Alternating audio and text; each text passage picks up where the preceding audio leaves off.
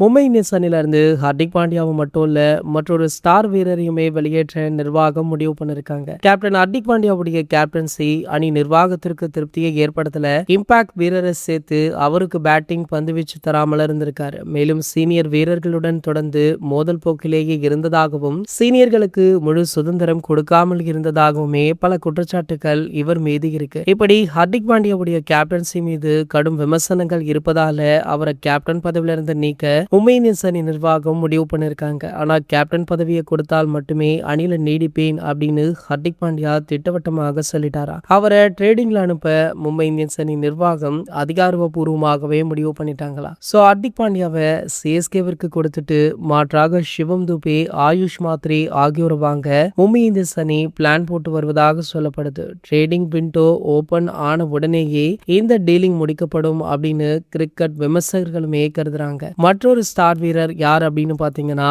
அவர் திலக் வர்மா தானாம். திலக் வர்மாவுமே இந்த ஐபிஎல் போட்டிகள்ல பெரிதாக எதுவுமே பண்ணல. ஒரே ஒரு போட்டியில மட்டும் ஹர்திக் பாண்டியாவுடைய மோட்டிவேஷனை கேட்டு அதிரடியாக விளையாடி சதம் அடித்தாரு. சோ அதன் பின்பு எந்த ஒரு போட்டிகளிலுமே அந்த அளவிற்கு அவருடைய ஆக்ரோஷத்தை வெளிப்படுத்தல.